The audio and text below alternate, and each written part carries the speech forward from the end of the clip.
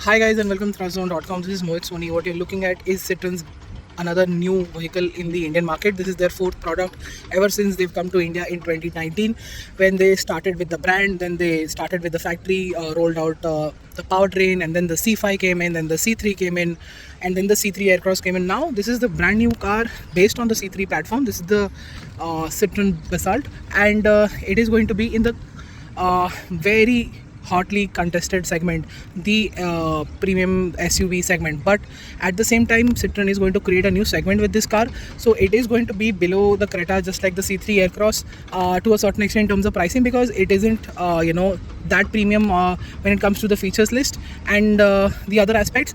But at the same time, it is going to offer something that is going to be different, and as always in focusing with the aspect of driving comfort and the point of mobility that Citroen always says that they're trying to offer with every single car.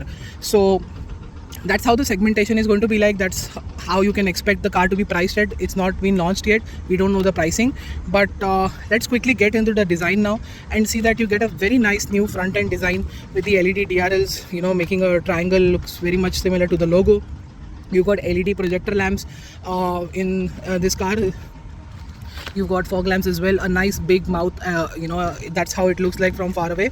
It's got a wide mouth, gives it a very bold and SUV stance that you look forward to in this car. The bonnet is also quite raised, and at the side where you can see, this car looks a very good coupe SUV. This is one of the best designed coupe SUVs that you can find. This is the first coupe SUV in this segment to ever come, and that is one of the reasons why this is creating a lot of hype, is always also because of the design, and it's just done right. The glass to metal ratio, the way the C pillar goes to the D pillar, and you've got cladding running all around. The alloy wheels look just right in this wheel gap here.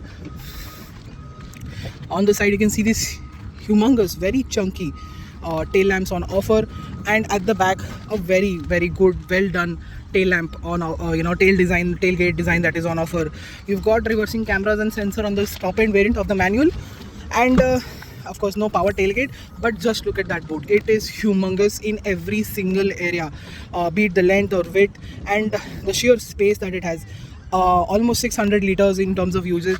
This is absolutely fantastic. Citroen has nailed the boot space just right, and this gives it a lot of practicality that you look forward to from SUVs, because SUVs are used for traveling around a lot outside the city as well, to do your everyday runs, and this should fit the bill just right in that aspect. Again, really good looking alloy wheels, really nice design element, very simple, very nice, and slightly quirky as well overall. But just look at this, getting behind my own driving position of 5'11" with that boot space. Look at the knee room that is on offer, the leg room on offer. Fantastic in terms of overall comfort. This is the manual version we are driving, so it doesn't get the adjustable under thigh support that this car gets in the automatic version, and this is I'll show you that in a bit in a different video, but this is fantastic. This is quite good. I see myself sitting here quite a bit. You've got these scooped out headrests here, which gives you a very good comfort and holds you back just right. This is sort of seen in the Kodiaq, a 40 lakh SUV, but and that is adjustable. This is permanent here, so that's a very nice and efficient way to do it. Budget as well as efficient, so no denying there is a lot of innovation here. You've got AC vents and charging points with your blower control here. Cup can holders, mobile holder, and the armrest also fits just right. Apart from that, there is of course no sunroof on this car, and yeah, I see myself very comfortable here. The seat recline also is just right. The lower back support also is actually quite good. Citroen always gets their seats right, and even in this car it is even better than the previous cars that we've seen before, and there's no denying that comfort is the absolute priority here. You get these very nice space to keep some stuff, your bottle holder here as well, flap type door handles, and no keyless entry on this manual version. Height adjustable seats, no height adjustable belts, key start, no start stop button is on offer, and the steering wheel remains the same as the C3 Aircross, but the new instrument cluster makes it to this car. It's a digital unit. As you can see, it shows a lot of it. You can control everything via from here.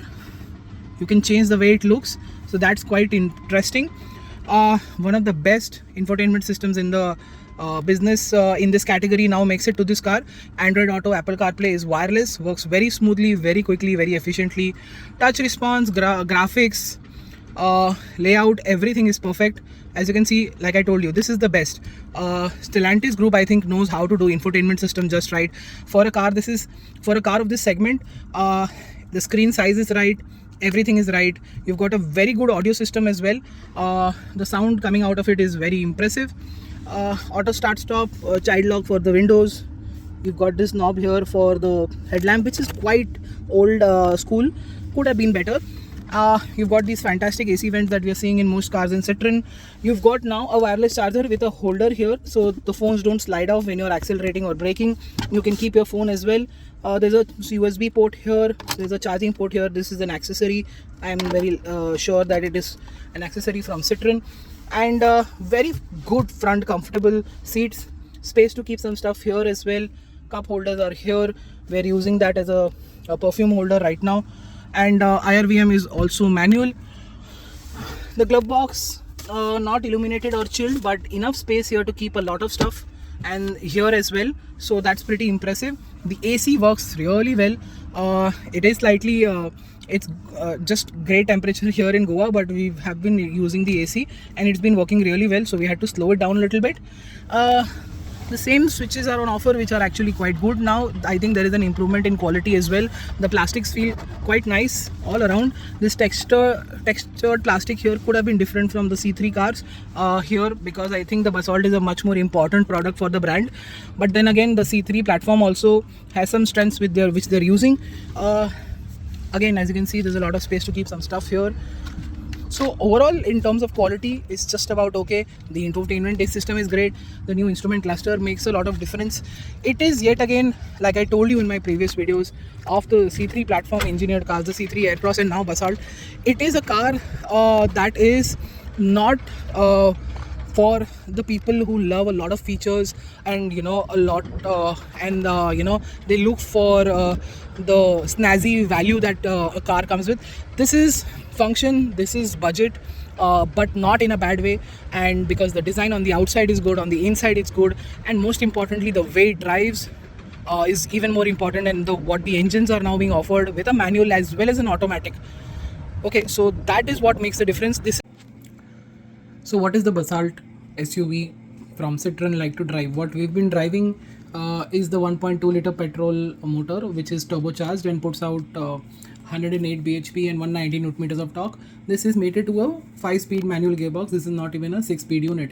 The 6-speed automatic we are yet to test drive, so we'll tell you about it when we can. Right now we'll focus on the manual, and you'll be wondering the fact that it's such a big car and it's a very small engine. Please realize that is not the case anymore. It's got a healthy 190 newton meters of torque.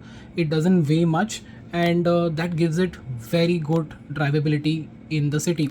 It's got good low end and mid range torque. It's got enough fizz even below 2000 rpm for you to get over 2000 or 3000 rpm, where the real mid range lies, and the top end also is good enough for a motor of this specification and a car of this size. So this is something that is really well tuned. This is no surprise because the Volkswagen Tiguan and the Skoda Kushaq also do really well with the 1 liter. So the turbocharged engines have helped a lot of manufacturers get their game right, because Citroen of course is limited to this engine period with their cars, and this is actually doing a very good job. Most of the SUVs that we are driving today are focused towards the city roads, where you don't need to slow down for bad roads or speed breakers to a very large extent. You can go over them with pace, and this is what the Basalt is going to help you do that as well. It is a front wheel drive car. It's got good drivability, good mid range, and good top end torque for highway as well. It can maintain 100 kilometers an hour quite easily. After that, the refinement levels are good enough. They are pretty much similar to the C3 Aircross that we drove last year, and we were impressed with that engine as well. The most important part of course is the automatic. We'll try and get you that very soon as well. Right now we are impressed with the motor, how it pulls this car ahead. The automatic in fact is slightly more powerful as well in terms of numbers. So it will be interesting to see how things unfold in the Basalt when we get to drive that. Right now let's talk about how it handles. Handling is really good. Steering is quite sharp. It is precise and light when you need it. It gets heavier on the highway as well as the speeds rise.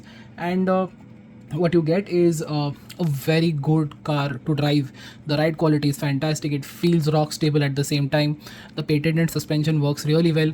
Of course, this has gone a little bit more stiffer than the C3 Aircross because it is a coupe SUV. It has a bit more height, so the engineers have made sure that it doesn't fall behind on the aspect of ride and handling, which has been the forte of the C3 Aircross, even the C5 Aircross, and now the Basalt.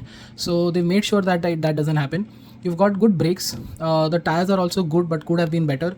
And because it is a good driving, a car with good driving dynamics, it deserves better tires.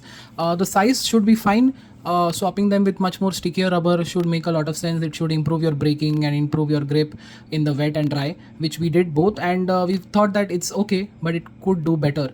Apart from that, like I said, ride quality is brilliant. It is slightly more stiff than the C3 Aircross, if I were to sum it very simply and very quickly.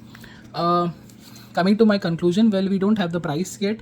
I'll try to put it in the headline of this video review. It is supposed to be very, very good in terms of price. It is going to undercut the curve by a big margin. It is going to end up competing with the Nexon while giving you so much space at the back, so much boot space, a good design. It's got just about enough features, and this is a car that is going to be a premium car in the lower segment because of its pricing. So this is going to appeal to a certain set of audience who do not want a lot of features, but they want the C segment SUV. That was the same case with the C3 Aircross with the 5 and 7 seater layout. This will appeal to people who are looking for more style and more panache in the design. The Basalt really does that quite well. With an expected aggressive pricing, if you can see it in the headline right now, this makes a lot of sense. It will very likely make a lot of sense with the pricing being around 7 to 11 to 12 lakh rupees ex showroom. It is going to clearly impress a lot of customers. It's going to get a lot of people going to the showrooms to check this car out, and that's where they will decide that it has enough features. It is great in ride and handling. It's got good space at the back. It's got excellent boot space as well. All of these 4 big parameters are going to seal the deal for a good amount of customers. That's what the Basalt is like. We'll spend more time with it and tell you more about it. So stay tuned, stay subscribed for the automatic reviews and other reviews as well. Thank you so much for watching. See you next time. Goodbye.